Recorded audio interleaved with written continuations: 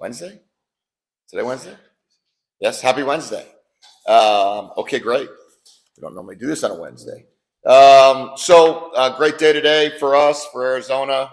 Wound up signing 20 total players at this point in time, and which would be 16 high school players, and then 3 transfers, and then 1 junior college player that's coming in. So that'll be those are our 20 for right now. Probably have an opportunity to sign a couple more guys from the high school ranks over the course of the next, either this week or February signing day. And then the rest of it, maybe a couple transfers. But based on our numbers, based on the amount of players returning, our numbers are a little bit lower this year than they have been in the past due to the amount of returning players from the 22 class and 23 class and the lack of players that went into the portal, which is a good thing. So really excited about our group. As always, on this day, we bring Matt Doherty up, who's done a fantastic job. His team, his whole personnel department has once again, I would say, hit it out of the park in terms of evaluating talent, acquiring the talent, and then making sure that he and our assistant coaches have worked hand in hand in our recruiting process. A couple late guys came in, and Rashawn Clark, probably one of the later ones in this class after last visit. Bryce Butler came in. We had Chuba came in very late in the game, I would say. And then I think that is Jordan Shaw and Jack Luttrell. Jack Luttrell. So that group is probably the last group that came in. Everybody else has been committed here for a long time. So that's exciting. We've been able to hold on to almost all of our commits. And I think we have a chance to have a fantastic team in the years to come with this group. So I will let you guys ask any questions to me or to Matt that you might have regarding any of the members of the class. But certainly we're able to fill our needs, fill our wants. And, we were able to sign 6 guys from the state of Arizona. We were able to take care of really the needs we had defensively, offensively. And at this point in time, we're going to continue to just build upon the last 2 years of recruiting. Start with Justin and then Jason. The last 2 years, Jedd, each recruiting class has had a theme. Mm-hmm. When you look at the 2024 class, what do you think is the theme of this group? I would say this class really filled a lot of needs for us in terms of depth and be able to really build the program the way we wanted it to. We wanted to make sure we always had a great quarterback. That's number one, right? Currently in our quarterback room, we have the freshman player of the year in the Pac-12 of 2021 and the freshman player of the year of the Pac-12 in 2023. And now we have an elite freshman coming in. So we were always going to be able to build our quarterback class. We wanted to make sure we continued in our running back room we needed to replace 2 there. 3 really, when you count Stevie Rocker and then Mike Wiley and DJ all moving on. So we were able to get Adam Muhammad, who is just a fantastic high school football player. I mean, you look at some of his, records that he set here. Number 2 all-time in Arizona State history in touchdowns scored behind Bijan Robinson. 1 touchdown ahead of Christian Kirk, 1 touchdown ahead of Kadeem Carey, and rushed for 5,000 yards. So you got Adam, and then you got Jordan Washington. So Jordan Washington is fastest high school track sprinter in America, one of the top 3, I guess. Ran a 10.2400, 20.81 200. And so we were able to get those 2 guys. When it comes to receiver, we're only losing just Jacob Cowan. So losing Jacob, we were able to sign Audric and then sign Brandon Phelps, who is the all-time in the state of Arizona wide receiver, right? All-time leader in receptions, all-time leader in yards, all-time leader in touchdowns. So when you have those 2 guys coming in, Then we have guys like Dylan Tapley and Charlie Crowell coming in the tight end position. We've got 3 linemen coming in. And then defensively, as we've talked about, we want to get youth to then push the older guys, and then we want the older guys to teach the youth in the D-line. So with Etowah, with Bryce, you've got a little bit different age bracket there. Then you got Chuba that's got 1 year left. And then at the linebacker position, we went back to the youth because of the fact that we have Jacob Manu, Justin Flo, then we have Tay Brown, then we have Kamu, now we have Stacey Bay coming in, and then in the secondary, we really loaded up. We loaded up with guys in the secondary because all of our secondary is returning, but all of them are moving on probably, or the safeties for sure at the end of the year. So the theme is continue to get better and continue to build depth that soon that this group will be able to take over and become the stars of the team. Jason and then Brian. You mentioned potentially adding more players. Are there specific positions that you are targeting for now? We're always looking at pass rushers, always looking at guys that can score touchdowns. So wide receivers are always a position that I always like to look at. And then linebackers, continue to build our linebacking core up. So those right now are the 3 spots that I would say are at the highest of the list. And then, you can never go wrong getting big people in your building. So whether that would be offensive line or defensive line, usually we don't turn down big.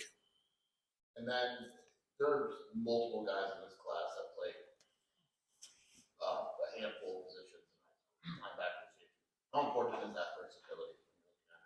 Yeah, I think there's a lot of players here that when we signed them, their question was, am I going to play on offense or defense? Or I should say when we recruited them. And then when they committed, their question was, am I committing as a receiver or as a safety? Am I committing as a linebacker or a running back? Am I committing as a corner or am I committing as a slot receiver?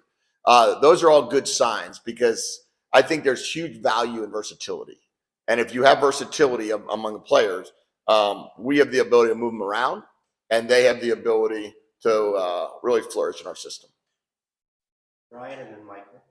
Earlier this month, when you were discussing what you would look for in the portal, you mentioned needing to have a prior connection or relationship or something like that to even show an interest. Mm-hmm. What was that for the 3 that you've added so far? Well, Jack had a relationship with Coach Aquina when Coach Aquina was at Stanford. And I think Coach Aquina, from what I understand, was very close in that recruitment process to bring him to Stanford. Jordan Shaw was very tied in with Coach Richardson, was very tied in with Mondo, Armand Hawkins, and had relationships within our whole, really the secondary side of our program. And then Chuba, when he went into the portal, he was a Long Beach Poly player, so we knew him from there. He knew Wowo, so he called up Wowo, Wendell Moe, and also reached out to Don Malesio and the guys that we have in the Long Beach community, obviously Coach Nansen, who played at Long Beach Jordan, and to get up to UC Davis and check them out. So those were the 3 guys that really stood out in the portal side of things. And really, we've kind of limited our portal acquisitions to that. Michael and then Troy. I'm hoping both of you can address this. When you look around college football, there's a frenzy that's attached to the transfer portal, and a lot of programs are kind of portaling their way into different rosters. You guys, a little bit more traditional. Like you were trying to build through high school. Why do you guys think that that's the work? Well, I'll go first, and then I'll let Matt answer, give his answer as well. I'll say this. Our freshmen are juniors from 2022. So why would I go out in the portal and go take a junior or a senior rather than a guy that's been with us for 3 years or 2 years going into 3, knows our system, and can lead our program? The guys that are out there portaling, in my opinion, are out there portaling because people left their program and they need to fill spots, or they're deciding that high school recruiting isn't that important. I don't see it that way. I think our job as college coaches is to recruit high school players and develop high school players. And then if you need to fill a need, you go ahead and go fill a need with a portal player, be a free agent, so to speak. The best football teams build their program through the draft in the NFL. And then they use free agency as a way to supplement a spot or two. Similar to what college football has become, the draft is recruiting and free agency would be the portal. I would much prefer to train than retrain. And I would much prefer to coach a player that walks in our building, that wants to be here as a high school kid, that we can develop. And we've proven and we've shown our commitment to those players. And those players can be in our program, and our strength and conditioning program, and our training program. And I think it's a testament to our staff that people don't like to leave here. And I think what you'll see is our team continues to get better because guys don't leave here. Yeah, I don't really have much to expound on beyond that. I mean, it's the reduction of uncertainty. You've got a longer, more drawn out time frame to recruit and evaluate the players on the high school side. So you understand what you're bringing into your building, what you're adding to your culture, and whether or not that's going to appreciably improve a given position or given who they are and what they're capable of. With the portal stuff, obviously it's a more truncated evaluation process, and even if you're going to go about it very deliberately throughout the course of the year and say, let's just say for information's sake, we'll look at everybody's roster and we'll have a grade on every returning starter that has at least one additional year of eligibility. Even if you did that in most organized fashions, you're not able to get to know the player. But for that small 2-week window, that frenzy is taking place, as you put it. So just backing up Coach's point, it's much more, it inspires much more confidence to recruit them, get to know them, understand what their strengths and weaknesses are, where they need to be worked on the most, and then cultivate that when they're in the program. So you're getting guys who they know how we like to lift, they know how we practice, they understand they can hack it in our grind, and it's more of a crapshoot when you're dealing with less time to figure it out and get to know people. Troy and then Damien. For guys like Watkins and Lato from Apollo, how did that recruitment go about, and what do you like in terms of what you saw? Yeah, we were able to get 3 players from the same high school, which in Arizona, and a high school that hasn't traditionally put out player after player in Division I program. It's kind of a unique group this year. When I went there to their high school a week ago and had a visit with their head coach and the 3 players, you hear about historically it has not been a high school that's put out player after player in the same group. But that group happened to have been one in which really traditionally what happens is you locate a player, you go watch that player, and then you're like, who's right? So let's say you go watch Watkins, right? And then you're like, wow, I really like the way Watkins is playing. Now who's that other guy over there? Who's that tackle that they got? Oh, that's Lotto. Oh, let's figure out what he looks, let's figure out what he does. Let's start researching him. Holy cow, this running back's got more yards than anybody in the state. This running back's the number 1 back in the state. We got to do more on this. Coach Graham, you need to come out and watch this player play. And then what happened was Coach Carroll and Coach Graham kind of got together and they said, we should take all 3 of these players. We should take the center, we should take the tackle, and we should take the back. And that's what we were able to do. And then adding to this kind of, Watkins is going to play center for you guys, not guard, or Our thought process right now is that anytime we can cross-train any offensive lineman, that's a success. So we're looking to cross-train Wendell Moe at guard and center. We're looking to cross-train Watkins, guard and center. We're looking to cross-train JT Hand, Grayson Stovall. This whole bowl prep, we've been cross-training JT and Grayson, and they've been rotating with the 2s. And even to the time that there's been some times that we put JT in with the 1s and let Josh go to guard as we're kind of working through the rotation. I think there's great value. We've also, what Big Jonah was able to do by play guard, play tackle. And when you get a chance to go in the NFL, if you could show a scout that you've been cross-trained and B, have the ability to play more than one position, that's what we're looking for. Unlike some of these spots where you could have a receiver and a DB, in this case, if you could have a guard and a center, we'll take it. And that's kind of where we're looking to kind of work with those two guys, or with those guys, I should say, with Watkins. Damian and Jenna. So ultimately, how has the sales pitch evolved from year zero to now? Well, we have a better understanding of our team, and we have a better understanding of our needs and wants. So as we're able to go out there to the landscape, we're able to share specifically with the player, this is how you fit into our system. This is who you would be replacing one day. So watch him, look to see what that looks like. Take an eye and see, do you like the way T-Mac produces? Do you like the way Jacob Cowling produces? Do you like the way Jonah Coleman produces? Okay, well, those guys are juniors next year. You would be an incoming freshman. Do you like the way Isaiah Ward as a pass rusher, Ephesians Pricesock as a corner, Takario Davis as a corner, Jacob Manu as a linebacker? They're all juniors next year. And now we're able to point to players, and they're able to say, do you like the way they develop? Do you see how much better they've gotten? How does a player come in here that has had no offers and become a first-team All-Pac-12 linebacker in 2 years? How does a player come in here that had minimal offers, that chose to come to Arizona, brought 3 of his teammates, and become the freshman player of the year and be on the Heisman watch list for a year from now? It's the development of the players, and now we could sell the development rather than talk about, hey, if you come here, we will develop you. Now we're able to show them how players on our team have developed. Jenna and Jordan.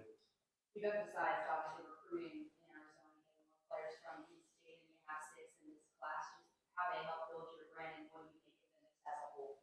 Yeah, I'll let Matt talk about the in-state recruiting and kind of how that builds our brand up, and then what we think of the 6 guys. Yeah, I think it was, obviously it was talked about at the outset of Coach Fisch being hired, but then put into practice. It's just the consistency, and then it's the volume in terms of the people involved, starting with the head football coach. I think all 6 of these guys that signed today will tell you he was at the forefront of their recruitments. He was at the forefront of the building of those relationships. He used every opportunity he could to visit them in person, spend time with them when they were here, regardless of the context, not just official visits, but any time that they set foot here, which stands to reason. I haven't counted this out, but I would venture to guess that those guys were here at a higher clip than maybe some guys that don't live inside the state. So I think it's just the sorry to use the cliche, practice what we preach, but it's really that simple. And then spelling out the individual plan for those guys. We don't cut corners just because they're in state. We don't take it for granted and just assume that because we reside in a certain area code that they will maybe sacrifice some things to play here. So they get the full breadth of our efforts, and obviously it's very special in terms of their ability to represent the state here. Jordan and Justin. When recruiting Demont Williams, what jumped out to you, and how is he unique to other quarterbacks that you've recruited over the years? Yeah. Well, he doesn't throw a lot of incompletions. That's the first thing I would say, which is an incredible sign of somebody that knows how to play the game of football. He has an elite athleticism in terms of speed. He's flat out fast for a quarterback. He does a great job of taking over a game at any given moment, that you can really put the ball in his hands and he can win you the game. He took Basha to their first ever state championship. He's a 4.0 student, both football student and academic student. He loves the game of football. He fits in what we do. I once made a comment that, you don't want a football team that when you watch you look at your position group and everybody's kind of all over the place and you don't really know what you're trying to get. Our quarterbacks are a certain look, when they have a certain skill set and they have a certain feel and they play the game a certain way.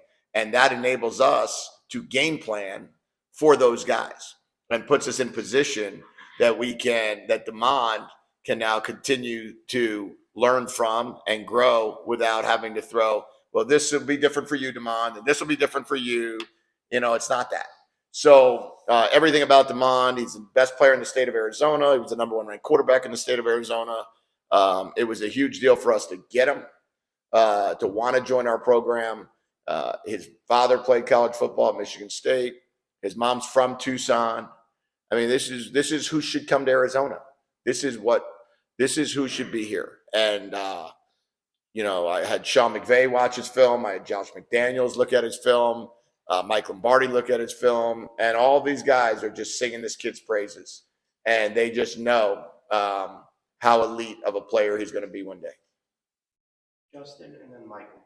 I think it's a question for both of you guys, but for a player that you're recruiting, a scholarship player that comes to an official visit, how would you describe what they do here in the itinerary, the plan for a guy on a visit? Without getting into trade craft, it depends on what their experiences have been here, if any, beforehand. So it's never the same experience twice. That's to put it succinctly, but it's pretty thorough, and it's a good mix of both football and then what their life would be like outside the realm of football at this university. That's social, that's academic, and so on and so forth. So I don't want to say we theme the days as such, but there is a kind of rhyme and reason to how it all flows. And at the end, we really just want to make sure that the opportunity here is spelled out to the nth degree, from top to bottom, as I just said, football and beyond. And not only that, do they know and trust who they're going to be leaving their child with. And so when all those boxes are checked, we usually end up with pretty successful Sunday mornings. I would say this too, to add on to that with the official visits. And I tell parents this all the time, coach's job are to sell you and sell your son to come play for us. Players' jobs are to tell the truth. So they got nothing, they got no skin in the game. As a matter of fact, some of them are like, wait a second, I don't want that guy coming here. So my philosophy is this, and our philosophy is this: as much time as a player can spend with our team, the better chance we have to get a player to commit to us. Because they can ask our kids anything. And the same regard is anytime we have any event with the parents of the official visitors, we ask our players to be involved and sit down and talk to the parents, ask questions, answer questions, and be fully honest and transparent. So when a parent asks a kid, they ask Noah Fafita, Noah, tell me about coach. I'm not around. I'm not there. He's able to answer that question, and he's able to tell them exactly what it's like to be coached here, exactly what type of program we have. And I believe that's the most important thing we do on an official visit. Michael, and then Troy. A couple Alamo Bowl related questions for you, Jedd. First of all, what's the outlook at left tackle with Jordan opting out? Yeah, so with Jordan opting out, we've been working a rotation of Joe Borjan. We've been working a rotation of Raymond Polito and Big Jonah. And we've been working those guys in all the different spots of left tackle, right guard, right tackle. So if you think about those three guys, we'll be playing those three positions. Where they fit in has been a constant, let's call it moving parts to figure out, okay, well, if we did this and we did that, how does that work? All right, if we did this combo, how does that work? So that's kind of what we're working through. We'll have Friday's practice, Sunday, Monday, Tuesday, Wednesday still to be able to really go through it. I would like to say probably next week we'll be able to get a lot more reps at those guys at the spot we think they're going to play on Thursday night. But that's kind of how it's been looking right now. And then at running back, Jonah Coleman got hurt during the Territorial Cup. DJ Williams didn't play. Who's available? Yeah, yesterday and today everybody practiced.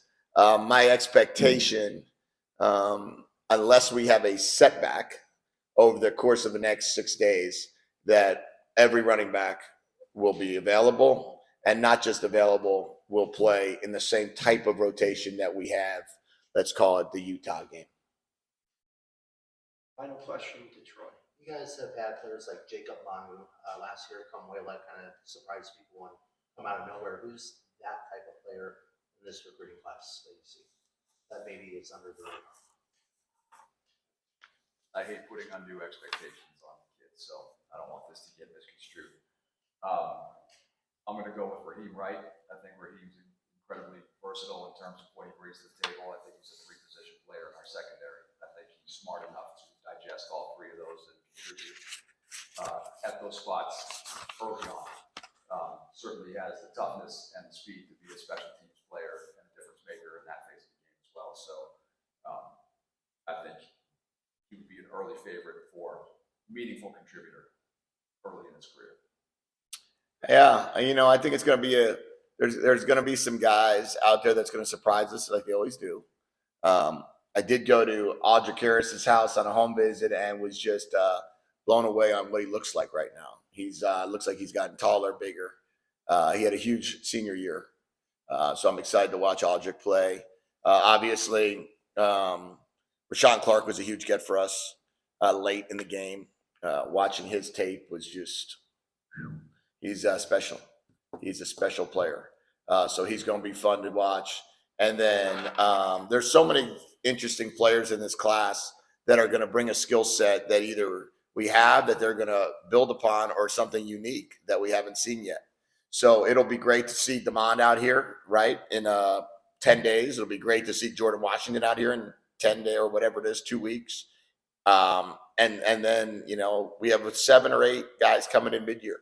And to be able to watch them and see what that looks like, it's going to be a blast to get this team back together. Just got to figure out how it doesn't become a continuation of last season. We don't need a 20-month season, so we need to take a little bit of a break from the time the Alamo game ends and the next team meeting, so our players and our coaches don't feel as if this is just a season that never ends, but there's actually an ending after the Alamo Bowl and then a start sometime in January with the new freshmen, the transfers, and then all the returning players. All right,